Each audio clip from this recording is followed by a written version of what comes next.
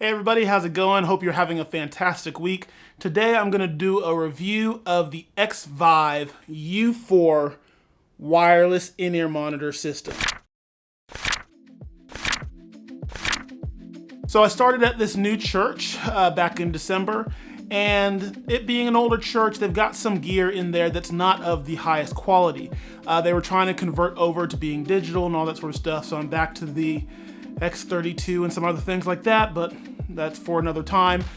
So slowly but surely we're trying to upgrade some things, trying to get the right things in place to fix our audio in the room, fix the lighting, fix our online stream, things like that. So one of the things that was not great is the in-ear monitor system that's there.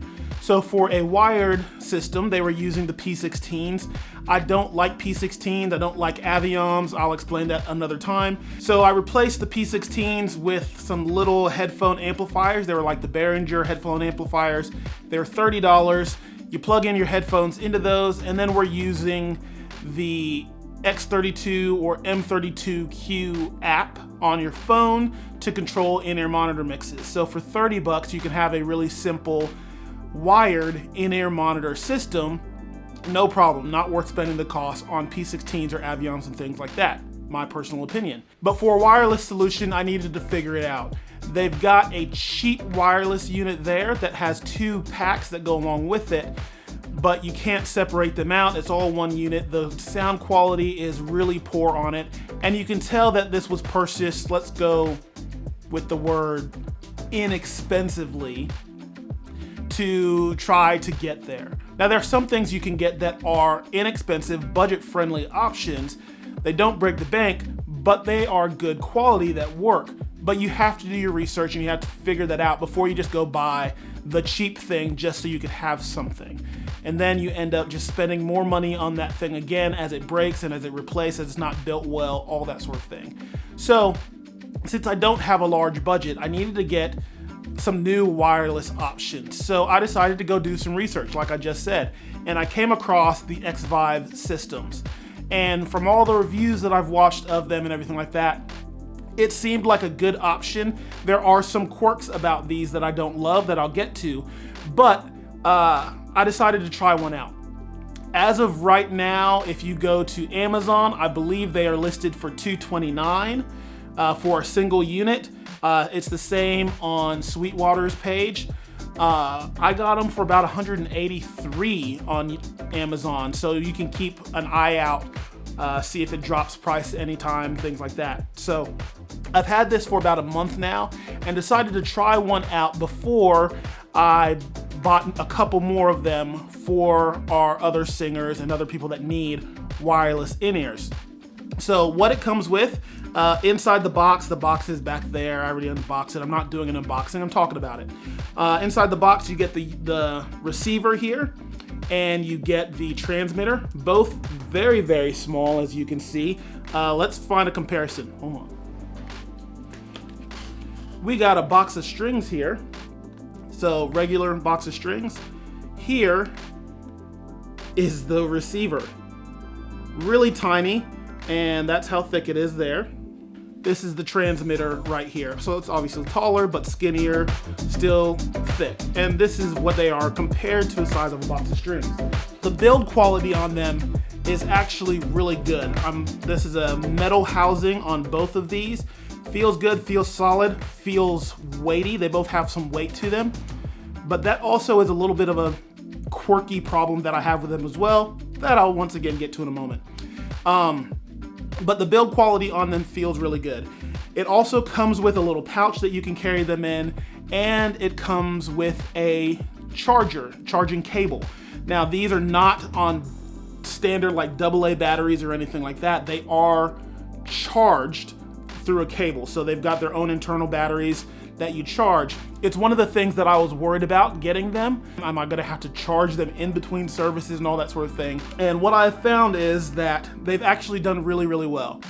So for my rehearsals that are generally about 2 hours, I've not had to replace the batteries or recharge it or anything like that. And for services, normally I get in somewhere around 8 o'clock, 7:45, 8 o'clock, and I may flip it on for the first time at around 8:15 or so.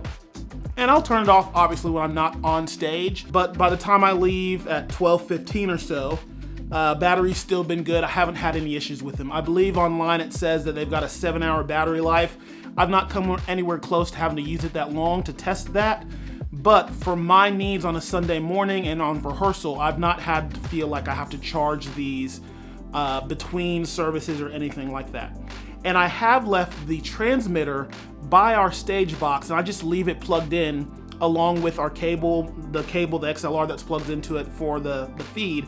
I've left it plugged in over there. I've tried it both plugged in and unplugged, and sound quality feels the same. So I don't feel like the audio is taking a hit or getting any kind of noise into it if I have the power jack plugged in while this is running. As far as sound quality goes, I feel like it's pretty decent. I wouldn't say it's the greatest sound quality that I've ever used. Obviously, I was using Sennheiser G3s, G4s, in-ear packs before. Those are really expensive. They're about $1,000 per unit, but really high quality and some of my favorites out there. So this doesn't compare to that, but for the price, the quality is really good. I've not felt like I've got any type of noise that isn't already inherent in our audio system, which is something that I'm going to be fixing and finding out where all of my noise is coming from. But I'm not getting any other noise that comes from using these.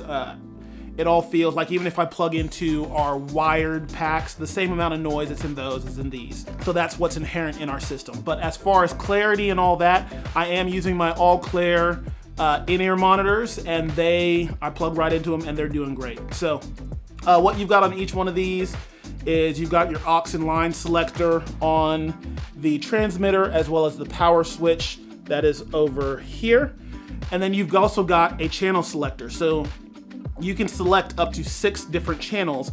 So I can have up to 6 of these, and they should be able to function together and not cross over each other. So on both of these, and here on the receiver pack, I have my channel selector over here, volume is over here, and then I've got my input for my headphones and the power switch on the top there. Pretty simple. But yeah, they've been working great. I've actually really enjoyed using them. For the most part, like I said, they've sounded good.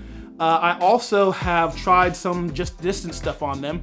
I have walked from our stage, where this sits on my stage. I've had this in my pocket. I've gone out our auditorium door across our atrium into our community space. So let's say it's about 100 to 130 feet that I've gone distance away with this, and through a couple walls.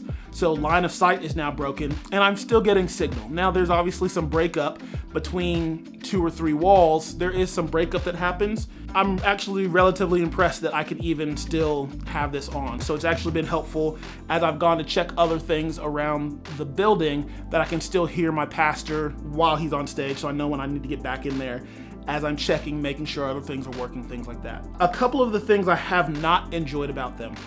I feel like I have to have the volume pretty high on this unit to get the level that I want out of it. Now maybe I can turn up my signal more from the X32 send, but I've got this cranked pretty high most of the time to get it to the volume level that I really want it to be at. So that might be something that I would figure out over time, that I can fix that. The thing about the size of this, while it's good that it's small and inconspicuous, the weight and the size and how it's configured here make for an interesting problem. I tend to keep my pack in my back pocket, and I'll tend to put the clip on the outside, and the unit itself I tuck into my pocket. This is so small, and so like the Sennheiser unit is probably about like that big, a little bit longer and all that, and so it tucks further into my pocket. This one's so small, it kind of sits at the top of my pocket, and because of the weight, it's actually bending my pocket over, and it's almost fallen out a couple times. So it's just a weight distribution size issue that creates a little weirdness. Now, if you clip this to your belt pack or your belt or anything like that, you'd probably be fine. This clip is really strong, but on my pocket, has started to slip out a couple times, and I'm having to reposition it back into a little spot to make sure it stays in properly. But like I said, that's a weird issue to have. Maybe it's just me and my personal issues. But other than that, I think they've been a pretty decent unit. At the price point, I think they sound really good. Now, I'm probably gonna buy more of these to add for the team. If I come up against any issues with adding more than one, and getting two, 3, 4 of these, things like that, I'll let you know. But as of right now, I do think this is a good budget option if you're needing to get into some wireless in-ear systems and you don't have $1,000 to spend on a single unit from Sennheiser or Shores or something like that. I think this is a pretty decent quality unit that I've enjoyed using, that's worked well for us. This is not a technical review. This is my experience with it. If you want some more technical reviews, I'll post some of them that I watched before I bought this myself. But I do think this is a good budget option for churches to be able to get into wireless in-ear monitoring on a budget. So once again, this is the Xvive U4. I'll leave links to the Sweetwater and Amazon links in the description below. If you've got any more questions about it, let me know. I'd love to answer those in the comments for you. But go ahead, do all the things that YouTube tells you to do. Like, subscribe, hit the bell, whatever that might be. And we'll see you all next time.